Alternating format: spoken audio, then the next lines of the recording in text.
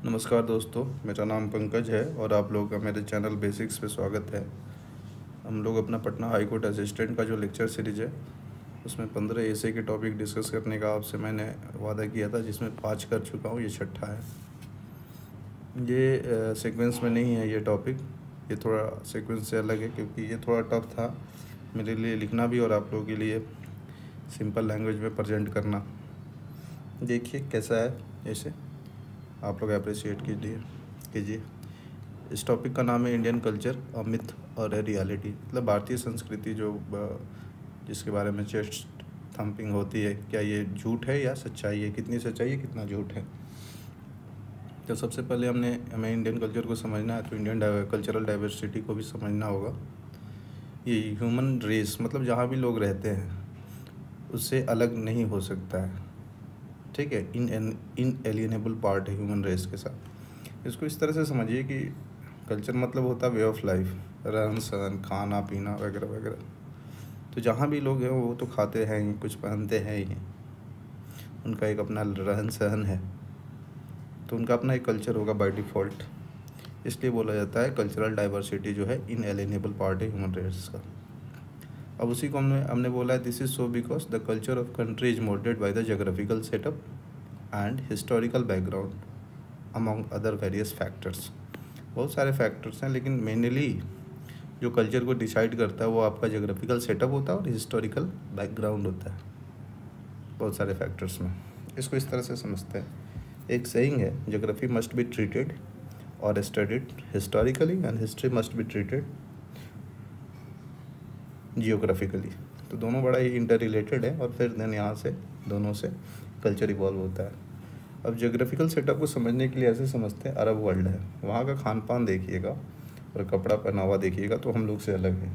वहाँ की औरतें बुर्का पहनती हैं और वहाँ के जो मेल है, पुरुष हैं, वो पूरा बॉडी कवर करने वाला उजला रंग का वो कपड़ा पहनते हैं। उनका वो ट्रेडिशनल अटायर है जो हम लोग से अलग है। उसका जोग्राफिकल कारण है क्योंकि वहाँ पे रेत है ना, रेत है, रेगिस्तान है, डेजर्ट है, तो वहाँ पे रेतीली हवाएं चलती हैं जिससे उनके बॉडी में स्कार्स आ जाते हैं, कट आ जाते हैं, इसलिए वो पूरा अपने बॉडी को कवर करके रखते हैं। खान पान में देखेंगे कि अरब वर्ल्ड के लोग बियर नहीं पीते, रशिया के लोग ज़्यादा पीते। क्यों पीते हैं? क्योंकि बियर जो होता है ना गर्म होता है, ठंड प्रदेश के लोग ज़्यादा उसको प्रीफर करते हैं। तो पहनावा और खाना पीना हो गया, और उसी से रिलेटेड देन बाकी सब चीज़ खाना और पहनावा रहने के लिए होता है। घर का भी स्ट्रक्चर वैसा ही होगा जो गर्मी से बचने के लिए होगा। रशिया का जो होगा कोल्ड प्रदेश का, वहाँ का घर का स्ट्रक्चर ऐसा होगा कि वो ठंडे से बचे। तो इस तरह से जियोग्राफिकल सेटअप काम करता है। और हिस्टोरिकल बैकग्राउंड मतलब ओवर ए टाइम पीरियड आप डेवलप करते हो अपने कल्चर को। मान लो कोई आर्टिफैक्ट्स बनाए या फिर खान पान ही डेवलप किया या कपड़ा ही बनाए, तो ओवर ए टाइम पीरियड उसको आप अपने सहूलियत के हिसाब से डेवलप करते हो, ठीक है। और मान लो किसी और देश के कल्चर से आप कनेक्ट हुए तो वहाँ की अच्छी चीज़ों को लेके अपने कल्चर को इवॉल्व करते हो। तो हिस्टोरिकल एक बैकग्राउंड भी होता है और इस तरह से कल्चर इवॉल्व होता है। तो दिए दे रहा है this fact is more than true for an extensive and varied country like India. मतलब ये फैक्ट जो है ना, जो जोग्राफिकल सेटअप और हिस्टोरिकल बैकग्राउंड के चलते जो कल्चर में चेंजेज आते हैं ना, वो इंडिया लाइक कंट्री के लिए बड़ा ही सूटेबल है। इसलिए कि इंडिया की आप जोग्राफी भी देख लो ना, बड़ा ही डाइवर्स है। अगर इसको ब्रॉड क्लासिफिकेशन करें तो एक तो मेनलैंड इंडिया है, नॉर्थ ईस्ट इंडिया है।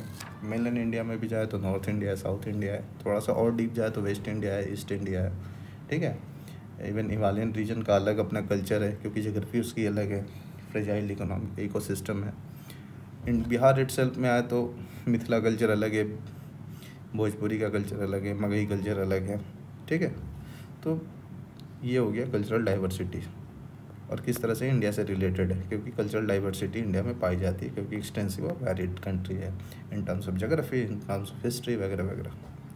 इंडिया के लिए जो फ्रेज यूज होता है a crucible of cultures, OFT मतलब ऑफन होता है, OFT भी यूज करते हैं, use phrase in context of India, hence a discussion on the Indian culture as a homogeneous whole becomes a complex process. चूँकि अब ऑलरेडी आप बात कर चुके हैं कि इंडिया का जो जोग्राफ़ी है या फिर इंडिया अपने आप में एक्सटेंसिव और varied country in terms of geography, in terms of history, तो इंडिया जो है ना क्रूसिबल ऑफ कल्चर्स है, मतलब कई कल्चर्स का मिश्रण है और ओवर ए टाइम पीरियड डेवलप हुआ है। तो ये अपने आप में होमोजीनस नहीं है, ये हेट्रोजीनस है। आपको पता है एक नॉर्थ इंडिया का अलग कल्चर है, साउथ इंडिया का अलग कल्चर है, नॉर्थ ईस्ट का अलग कल्चर है। इसको इस तरह से भी समझे कि हरियाणा वाले जो लोग हैं वो मांस मछली ज़्यादा नहीं खाते हैं। अब कल्चर का पार्ट ही है ना, रहन सहन का ही पार्ट है खाना पीना। तो जब वो ज़्यादा नहीं खाते, क्यों? क्योंकि वो ऑलरेडी उनके पास वो पास्टोरल कम्युनिटी हैं, उनके पास गाय हैं, भैंसें हैं, उनसे दूध निकालते हैं और उससे घी बना के प्रोटीन की रिक्वायरमेंट है या जो भी है वो पूरा कर लेते हैं। नॉर्थ ईस्ट में आप चले जाओ तो उनके पास ग्रास लैंड नहीं है, वो ज़्यादा मवेशी नहीं पाल सकते। जब ज़्यादा मवेशी नहीं पाल सकते तो उनको प्रोटीन लेना है, तो फिर क्या करते हैं, वो हंटिंग करते हैं, मतलब बीफ खाते हैं, जानवरों को मार के खाते हैं। इवन वहाँ पे ज़्यादा ग्रास लैंड नहीं है तो वहाँ जानवर भी ज़्यादा नहीं होंगे, तो जब एक जानवर को मारते हैं ना उसको कई दिन तक रखते हैं फर्मेंटेड वे में। कैसे हमारे यहाँ अदौरी पर आता है सब्जी का, गोभी का अदौरी वगैरह पारते हैं ना सुखौटा, और उसकी लाइफ सेल जो है बढ़ जाता है, और जब ज़रूरत पड़ती है तो उसको बनाते हैं हम लोग। तो वो लोग भी बीफ को वो उस तरह से रखते हैं फर्मेंट करके, और उसको बाद में यूज करते हैं। ठीक है, तो हम लोग समझ गए। तो कल्चरल डाइवर्सिटी कैसे, उसके बारे में एक फ्रेज यूज कर दी, इंडिया से रिलेट कर दी, और किस तरह से होमोजेनस नहीं है, ये कम्प्लेक्स प्रोसेस हो जाएगा। साउथ इंडिया में चले जाओ तो इडली सांभर खाते हो, नॉर्थ इंडिया में चले जाओ तो अपना अलग ही है वो हिस्ट्री। हरियाणा साइड वाले लोग राजमा चावल खाते हैं, पंजाब साइड वाले लोग फिर वो छोले चावल खाते हैं, हम लोग दाल भात चोखा खाते हैं ना, तो मुझे तो अच्छा लगता है। ठीक है, तो ये हो गया आपका कंटेक्स्ट। हमें पहुंचना, ये फिलोसफिकल है थोड़ा बहुत, ठीक है, ये ऐसे घबराना नहीं है, ध्यान से मेरे वर्ड्स को सुनना है। अगर मान लो ये लैंग्वेज आपको समझ में नहीं आई, ये इंट्रो है, ये आपको समझ में नहीं आया, फिर भी आपको अपने वर्ड में लिखना है। क्योंकि जब मैं कहानी की तरह आपसे बोल ही देता हूँ, आप उसको मैक्सिमम रिटेन करते ही हो। कहानी जैसे बातचीत के क्रम में बहुत सारी चीज़ें आपको याद रहती है, तो आप इजीली एग्जामिनेशन हॉल में उसको प्रोड्यूस कर दोगे और आसानी से आप अच्छे मार्क्स फेच कर लोगे। ठीक है, और क्या। अब कल्चर को थोड़ा डिफाइन कर लेते हैं। तो कल्चर को क्या बोलते हैं? Culture can be defined as patterns of learned behaviour which are transferred from one generation to other, नहीं होगा यहाँ पे, अनदर कर लेना, another is more grammatically correct, another generation. इसको इस तरह से समझते हैं। घर में एग्रीकल्चर होता है, मोस्ट ऑफ द पीपल जो होंगे, आप लोग किसान से फैमिली से बिलोंग कर रहे होंगे, या कहीं ना कहीं आपने एग्रीकल्चर प्रैक्टिसेस अपने आसपास देखे होंगे, इसलिए मैं इस टॉपिक को लिया, क्योंकि एग्रीकल्चर भी इटसेल्फ है part of a culture. Agri plus culture, उसमें क्या होता है कि बच्चे जब अपने पिताजी के साथ खेती करने जाते हैं तो एग्रीकल्चर में होने वाले प्रैक्टिसेस को देखते हैं और सीखते हैं, कब बीज डालनी है, कब कौन सी फसल बोनी है, मतलब रबी फसल कब होगी, खरीफ फसल कब होगी, कब कटाई करनी है, कब बुआई करनी है। तो ये क्या प्रैक्टिसेस हैं। जब बच्चा अपने पिताजी से सीखता है तो वो जो कल्चर का पार्ट है या लर्नेड बिहेवियर है, वो ट्रांसफ़र हो रहा है one generation to another generation. इसके अलावा जो है ना, कल्चर में प्लेथोरा ऑफ एक्टिविटीज़ होते हैं, बहुत सारे एक्टिविटीज़ कल्चर में होते हैं। ड्रेस होता है, डांस होता है, म्यूजिक होता है, फूड होता है, ड्रामा होता है, रिलीजन होता है, सिनेमा होता है। ठीक है, और इस डेफिनेशन को थोड़ा और आप क्या फैंसी करो तो इसमें वैल्यू सिस्टम होता है। जैसे इंडिया का अपना एक वैल्यू सिस्टम है कि एल्डर्स जो भी हमारे से बड़े बुजुर्ग हैं उनको सम्मान करना है, प्रणाम करना है। घर पे अतिथि आएंगे तो उनको देवो भव समझना है, गुरु का सम्मान करना है। ठीक है, long unbroken convention of mannerism, मतलब लॉन्ग अनब्रोकन, टूटा नहीं, जो देखा है वही उसको फॉलो करते हैं। बोलते हैं ना, हमारे घर में सत्यनारायण भगवान की कथा जैसे होती है, पिताजी ने किया वैसे ही हम लोग करते हैं। हाँ, शादी में जिस तरह से रिचुअल्स परफॉर्म करते हैं जिस मैनर में, वही आज भी फॉलो करते हैं। थोड़ा बहुत चेंजेज आए हैं, उसको आगे हम लोग देखेंगे, वही तो मिथ है, रियलिटी तो ये है ना। तो long unbroken convention of mannerism एक कलेक्टिव साइके है, मतलब मंदिर में जाना है तो हाथ जोड़ना है, यहीं से पूजा स्टार्ट होगी, तो ये जितने भी लोग मंदिर जाएंगे हाथ जोड़ेंगे ही, तो ये कलेक्टिव साइके है। तो ये भी हमारा कल्चर है, या हमारे घर कोई भी आए तो हाथ जोड़ के प्रणाम करेंगे ही। यूएसए में जाएंगे तो लोग हाथ मिलाएंगे ही, हाय बोलेंगे ही, तो उनका अपना कल्चर है। ठीक है, तो इतना क्लियर हो गया, कल्चर को डिफाइन भी कर लिया। ठीक है, तो एक जो इंडियन वे ऑफ लाइफ है ना, इसका सबके दिमाग में अपना एक परसेप्शन है, लेकिन रियलिटी ये है कि जब हम लोग आए 2500 BC से, मतलब इंदस वैली सिविलाइजेशन के टाइम से, इवन उससे भी पहले, इंदस वैली सिविलाइजेशन तो अर्बन सिविलाइजेशन था भाई। ठीक है, ग्रामीण छोड़ो, उस समय हम लोग अर्बन थे और वेस्ट हमें ज्ञान देता है। तो इंदस वैली सिविलाइजेशन के टाइम से ही हम सर्टेन फॉर्म में एग्जिस्ट कर रहे हैं। हमारा Indian way of life style है, हम किसी से इन्फ्लुएंस्ड नहीं है। आज भी प्रोटो शिवा की ही पूजा होती है, भगवान शिव जो हैं उनका इंडस वैली सिविलाइजेशन में ये था, नंदी का रिस्पेक्ट जो हो रहा है, यूनिकॉर्न जो उस समय का था उससे रिलेटेड है, व्यापार का कॉन्सेप्ट वगैरह वगैरह। तो उस समय से हम एग्जिस्ट कर रहे हैं, तो इसका मतलब है कि Indian way of life style उस समय से एग्जिस्ट कर रहा है। तो सबका अपना परसेप्शन है इंडियन लाइफ स्टाइल को लेके, इंडियन का अलग परसेप्शन है, नॉन इंडियन का अलग परसेप्शन है। कितनी रियलिटी के नज़दीक और कितना मिथ है वो हम लोग फाइंड करेंगे इस ऐसे में। तो ऐसे ही लिखना है कि मतलब सबका अपना परसेप्शन है, we will try to find it. ठीक है, अब इसको कि रियलिटी के कितना नज़दीक है और मिथ के कितना नज़दीक है। ठीक है, सीक्वेंस में हम लोग चल रहे हैं। फिलोसफिकल थोड़ा सा है ये पार्ट, इसलिए इसको मैंने पहले डील कर लिया। तो रियलिटी के कितना नज़दीक है इसको समझने के लिए आप समझिए कि वेरियस आर्ट फॉर्म्स हैं इंडिया के अपने, जैसे कथक है, कथकली है वगैरह वगैरह हैं।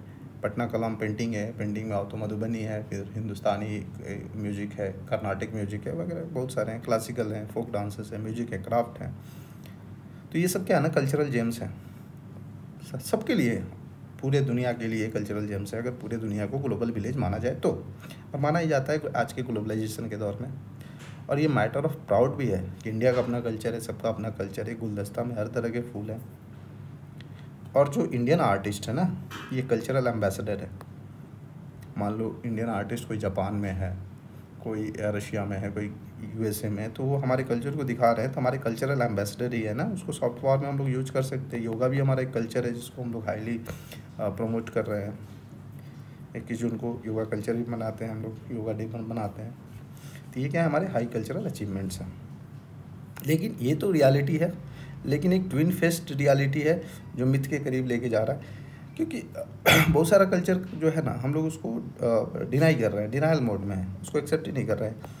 एक्सेप्ट नहीं कर रहे, साथ में उनको मतलब पैट्रोनेज नहीं दे रहे हैं। तो वो समय के साथ ऑब्सोल्यूट होते जा रहे हैं। ऑब्सोल्यूट तो नहीं बोलेंगे, वो उनका प्रैक्टिसेस बंद हो गया है। जैसे पटना कलाम पेंटिंग है, ठीक है, अब इसको कहाँ लोग प्रमोट कर रहे हैं। मधुबनी पेंटिंग भी बीच में कुछ हद तक उसको प्रमोट नहीं कर रहे थे। अब धीरे धीरे सरकार ने और लोकल लेवल पे लोगों ने ध्यान दिया, आर्टिजन्स ने ध्यान दिया, तो उसको अब हम लोग प्रमोट कर रहे हैं। तो वही लिखे, हाई कल्चर तो है ही, मेनी आर्ट फॉर्म्स जो है, टेक्निक्स है, अब लॉस्ट हो चुके हैं समय के साथ। ठीक है, रिलीजन भी, कल्चर में आओगे तो रिलीजन भी बोलते हैं ना, Hinduism is a way of life, it's not a religion. Okay, it's a way of life बोलते हैं ना, हिंदुइज्म है। सिंध के इधर रहने वाले लोग सारे लोग हिंदू हैं, बहुत सारे लोग का मानना, बहुत सारे लोग इससे डिनाई करते हैं। तो मतलब तो रिलीजन वे ऑफ लाइफ है, तो हिंदुइज्म को खासकर बोलते हैं। लेकिन फिर भी हम लोग एक चीज़ मानते हैं कि इंडिया जो है बर्थ प्लेस है 3 बहुत सारे सेक्ट का, उसमें बुद्धिज़्म, जैनिज़्म और बुद्धिज़्म, उसका कलर चेंज कर लेते हैं, बुद्धिज़्म, जैनिज़्म और हिंदुइज्म, ये 3 रिलीजन प्रोमिनेंट हैं। इसके साथ ही हमारे देश में जो भी बाहर से रिलीजन आए उनको हमने इक्वली वो स्पेस दिया कि आप यहाँ पे इवॉल्व हो सको। इसमें इस्लाम है, ठीक है, लेकिन कुछ फंडामेंटलिस्ट एलिमेंट आए जो कि आज के डेट में जो हमारी, हाँ, तो जब मुसलमान आए और भी सिक्स भी यहीं पे इवॉल्व हुआ, तो हमने सारे रिलीजन के साथ हारमोनियस को एग्जिस्टेंस के साथ रहना सीखा। ये भी हमारा एक कल्चर है जिसको हम लोग बोलते हैं ना, टॉलरेंट है, हम लोग टॉलरेंट है। तो एक हारमोनियस कल्चर, गंगा जमुना तहजीब जो बोलते हैं, वो डेवलप हो। तो ये भी हमारे कल्चर का पार्ट है। दिस इज़ द, हमें एक डाइवर्स कल्चर बनाता है। लेकिन समय के साथ कुछ फंडामेंटलिस्ट एलिमेंट भी आए, और जो फंडामेंटलिस्ट एलिमेंट आए वो कॉन्फ्लिक्ट पैदा कर दिए, और जो हमारी हिस्ट्री थी हारमोनियस को एग्जिस्टेंस को, उसको थ्रेट में ला दिए। ठीक है, तो इससे क्या हुआ कि कॉम्युनल डिफरेंसेस बढ़ने लगे और ये अगली ही लेने लगा। ठीक है, ऐसा हुआ कि some fundamentalist faction have taken on themselves the responsibility of defining और other delimiting the Indian culture. For instance, example से आप समझोगे, सब Hindu fundamentalist claim that Indian culture is synonymous to Hindu culture. थोड़ा मैं यहाँ डिफ़र कर रहा हूँ, लेकिन कुछ लोग बोलते हैं कि हिंदुइज्म जो है ना, it is a place. Okay, Sindh नदी से हिंदू वर्ड निकला हुआ है। ठीक है, सनातन इज अ धर्म, not a Hinduism is a धर्म। ठीक है, तो फिर भी अब लोगों का मानना है तो मानना है। तो लेकिन हम लोग रिलीजियस हार्मोनी में बिलीव करते हैं, ये हम लोग बाय डिफ़ॉल्ट हैं, और हम लोग सेकुलर हैं, इसमें कोई संदेह नहीं है। लेकिन इस तरह का बहुत ज़्यादा अगर हम लोग फंडामेंटलिस्ट हो भी जाएंगे तो इस तरह का जो बायस्ड और प्रिजुडाइज्ड नोशन है ना, ये डिट्रीमेंटल है, खासकर खतरनाक हो जाएगा हमारे इंडियन कल्चर के लिए, ठीक है। तो हमें बचना ही चाहिए, बहुत ज़्यादा इन सब चीज़ों को तूल नहीं देना चाहिए।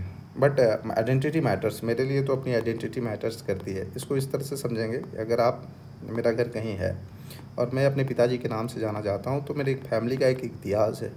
लोग बोलते हैं ना कि नहीं उस फैमिली से बिलोंग करता है ये लड़का, वैसा नहीं करेगा। तो ये थोड़ा प्राइड का सेंस देता है और साथ में एक रिस्पॉन्सिबल आदमी भी बनाता है, ठीक है। स्वाभिमान की बात कर रहा हूँ मैं, अभिमान की बात नहीं कर रहा हूँ। यही मैं बाहर जाके कमाने उमाने लगूँ तो मेरे दिमाग में रहता है कौन पहचानता है, पैसे ही तो कमाने हैं। तो मैं वहाँ पे ना ही इथिकल हो पाता हूँ और ना ही वो एक डेकोरम मेंटेन कर पाता हूँ। पैसा ही हमारे लिए सब कुछ होता है, तो वहाँ से थोड़ी बहुत करप्ट प्रैक्टिसेस स्टार्ट हो जाती है, ये मेरा मानना है। अगर आप इंसान अच्छे हो तो आप कहीं भी कुछ भी कर सकते हो, ठीक है। लेकिन जनरली इस तरह का चीज़ जो है आपको थोड़ा सा केयरफुल नहीं रखता है, अगर आइडेंटिटी आपसे जुड़ती नहीं है तो। और आइडेंटिटी आपके कल्चर से, आपके कल्चर भी तो एक आइडेंटिटी है। हम जब इंडियन बोलते हैं तो इंडिया को रिप्रेजेंट करते हैं, ठीक है। लेकिन कब, जब लोग आप वो अपने जगह को रिप्रेजेंट कर रहे हैं, अगर वो आपको एज ए ह्यूमन और एज ए ब्रदरहुड इंटरनेशनलिज्म के अंतर्गत आपको एक्सेप्ट कर रहे हैं, तो हम लोग तो हमेशा ही ओपन रहे हैं। हम लोग we are the India is the continuous civilisation of millennia. कितने अप्स एंड डाउन्स देखे, जो भी विदेशी आक्रांता है उनको एक्सेप्ट किया, तो ठीक है। इसीलिए बोला जाता है इंडियन कल्चर जो है आर्केइक है मेनी टाइम्स, मतलब टाइमलेसनेस है, स्ट्रॉन्ग सेंस ऑफ टाइमलेसनेस, मतलब कब से ये डेवलप हो रहा है किसी को पता ही नहीं है, ठीक है। इसका वैल्यू सिस्टम अपने आप में ग्रेट है, ठीक है। तो और इसमें इसका वैल्यू सिस्टम क्या है? इसका वैल्यू सिस्टम है कि हाई रिगार्ड्स करे एल्डर पीपल को, हॉस्पिटैलिटी, आतिथ्य जो है हमारा, फैमिली सिस्टम। हम लोग एक बोलते हैं न्यूक्लियर, आप वेस्ट वर्ल्ड में जाओगे ना, न्यूक्लियर फैमिली का कॉन्सेप्ट है। हमारे यहाँ न्यूक्लियर फैमिली का कॉन्सेप्ट नहीं है, हमारे यहाँ जॉइंट फैमिली का कॉन्सेप्ट था। अब तो धीरे धीरे वेस्ट का प्रभाव पड़ रहा है जो कि मिथ की तरफ लेके जा रहा है, वो भी हम लोग देखेंगे, ठीक है। तो इस तरह का चीज़ है, गुरु शिष्य परंपरा। तो इस तरह से हम लोगों ने क्या किया है, यहाँ पे एक प्रिवेलेंट गुरु शिष्य परंपरा का भी एक सम्मान करते हैं, ठीक है। तो जो हमने बोला कि विदेशी लोग, एक इंडिया का ये परसेप्शन हुआ, विदेशी लोग का क्या परसेप्शन है, इंडिया जो है स्नेक चार्मर्स का कंट्री है और हर्मिट्स का कंट्री है। विदेशी बोलते थे ना, खासकर यूके वाले, यूएस वाले, इंग्लैंड वाले। नहीं, इंडिया ने वो सब चीज़ों से आगे निकल के टेक्नोलॉजी को एक्सेप्ट करके आगे बढ़ा है। अलेक्जेंडर क्यूनिंगम एक ब्रिटिशर्स थे, मैं आपको बता रहा हूँ। उन्होंने जब अजंता अलोरा की गुफाओं का खोज किया, और उस समय आर्कियोलॉजिकल सर्वे ऑफ इंडिया नहीं बना था, उस समय डिपार्टमेंट ही था, तो उन्होंने बताया कि इनकी कल्चरल हेरिटेज इतनी रिच है कि अगर ये लोग जान जाए तो ये लोग स्लेव बन के रह ही नहीं सकते। इनको तो वही मैटर ऑफ प्राइड हो जाएगा कि हम लोग इतने आगे थे, और ये 14वीं शताब्दी के बाद में इंडस्ट्रियल रेवोल्यूशन और रेनेसां के बाद इवॉल्व हुए लोग हमें गुलाम बना के रखे हैं। इसलिए ब्रिटिशर्स जानबूझ के इंडियन कल्चर को डिस्टॉर्ट करके दिखाए और इंडिया को डिमीन करने के लिए इन्हें स्नेक चार्मर और हर्मिट्स का कंट्री बताए। बट उन सब के बावजूद हमने 1947 में आज़ादी हासिल की, और अपनी जो भी पास्ट की कुरीतियाँ थी, जैसे सती प्रथा और child window remarriage act, window का जो रीमैरेज नहीं होता था, वगैरह वगैरह को रिजॉल्व करके आगे बढ़ा, और हम लोग आगे गए। हम लोग आज वर्ल्ड के 3rd लार्जेस्ट इकॉनमी है। इकोनॉमिक एक्टिविटी भी आपके कल्चर का पार्ट है, ठीक है। एक चीज़ और कहा जाता है कि प्रिवेलेंट मिसकंसेप्शन है ये, कि Indian culture refers to the elaborate rituals, मतलब बहुत ज़्यादा पूजा पाठ है हम लोग करते हैं। देयर इज़ नो डाउट, इसमें कोई डाउट नहीं है कि वेरियस राइट्स एंड रिचुअल्स हमारे यहाँ खासकर हिंदूज़ में प्रैक्टिस किए जाते हैं, इवन अदर कंट्री में भी किए जाते हैं टू ए स्मॉल एक्सटेंट, खासकर गाँव में। But these rituals are merely symbolic, ये सिम्बॉलिक हैं, इसके पीछे एक आइडिया होता है, वो इम्पॉर्टेंट होता है।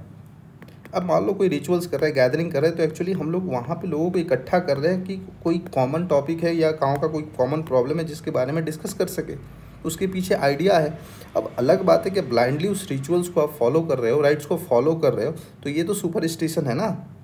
तो इसके चलते आप मेरे कल्चर को तो गाली नहीं दे सकते हो आप। और सुपरस्टिशन में गए और कोई है जो आपको एक्सप्लॉइट कर रहा है बाबा बन के, मौलवी बन के, तो वो अलग चीज़ है, वो डिफरेंट थिंग है। लेकिन अब उसको आप ध्यान में रख के इंडिया के रिचुअल्स को आप गाली दो तो ये सही नहीं है। तो यहाँ भी पता चलता है कि we are real not a mythical. ठीक है, मिथिकल जो है, माइथ्स जो है, वो आपके मिसकंसेप्शन के कारण है। हमारे रिचुअल्स, हमारे कल्चर्स के बारे में जो मिसकंसेप्शन है वो गलत है, लेकिन उसको एक्सप्लॉइट कर रहे हैं, उसके चलते थोड़ी बहुत बदनामी हो रही है। तो वो हर चीज़ में होता है, पॉजिटिव चीज़ें भी होती हैं, निगेटिव चीज़ें भी होती हैं। ठीक है, उसके बाद एक वेस्टर्न इन्फ्लुएंस की भी बात होती है, खासकर ब्रिटिशर्स जब से आए तो इंडिया में देखा जाता है खासकर यूथ में कि वेस्टर्न कल्चर का ज़्यादा इन्फ्लुएंस हो रहा है। और इससे क्या है ना कि जो यंगर जनरेशन है ना, वो हमारे कल्चर को लेके थोड़ा सा उदासीन हो गए हैं। तो इसके कारण जो इंडियन कल्चर जो है ना मिथ होती जा रही है। ठीक है, मिथ होती जा रही है। मान लो बर्गर का, पिज्ज़ा का कल्चर अभी डेवलप हो गया है, लोग रील्स बना रहे हैं। ठीक है, हमारे यहाँ भजन हुआ करता था, कीर्तन हुआ करता था, अभी रील्स होता है। ठीक है, बर्गर खा रहे हैं, पिज़्ज़ा खा रहे हैं, तो वो लोग तो इसलिए खाते थे, उनका ब्रेड जो है बहुत दिनों तक वहाँ पे उतना प्रोडक्शन नहीं होता था, उनका ब्रेड ज़्यादा, उनके पास वो ब्रेड को ज़्यादा दिन तक रखने के लिए उसको उस तरह से पिज़्ज़ा का ब्रेड बनाते थे। हमारे यहाँ तो इतना एग्रीकल्चरली रिच हैं, हमारे यहाँ सीरियल्स का इतना प्रोडक्शन होता है कि हमें ज़रूरत ही नहीं है, लेकिन फिर भी हम लोग उनसे इन्फ्लुएंस हो गए। तो हमारा जो कल्चर है उसको हम लोग थोड़ा सा हानि पहुँचा रहे हैं। तो यहाँ पर ये मिथ हो जा रही है। ठीक है, तो इसको ऐसे लिखेंगे, it is often repeated lament that Indian culture is decaying in the face of western influence and the indifferent attitude of younger generation, that it is fast becoming a myth. ठीक है, और इसके काउंटर में ये भी argue किया जा सकता है कि Indian culture is too much embedded in the past.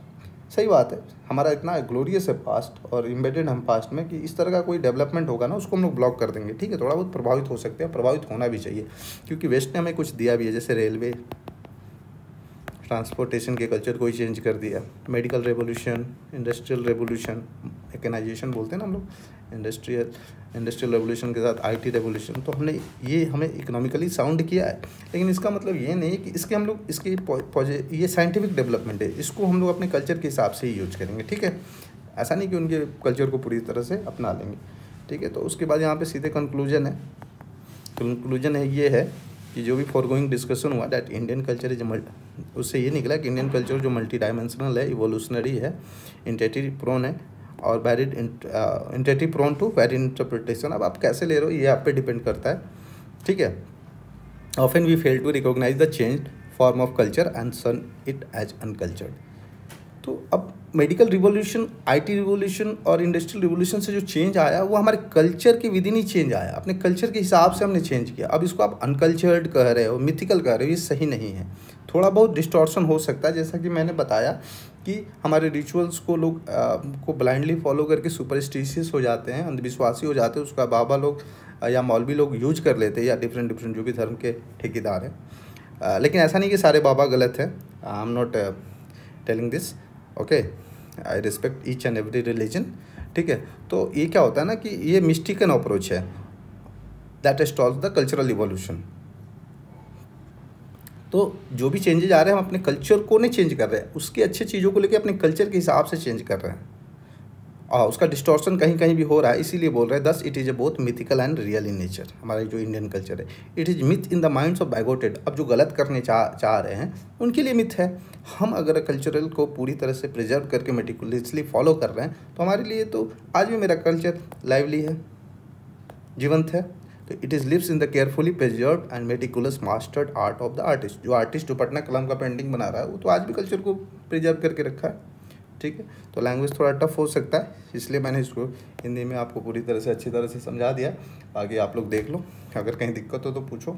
ये थोड़ा फिलोसफिकल है, ये ऐसे जाएगा, और देखो आप लिख के आप टेलीग्राम ग्रुप में भेजो। इस ऐसे को मैं पर्सनली चेक भी कर सकता हूँ अगर आप लोग भेजते हो। और ये ऐसे 69 BPSC के लिए भी बहुत इंपॉर्टेंट है। ठीक है, ओके, धन्यवाद। देखिए, लाइक और सब्सक्राइब कीजिए।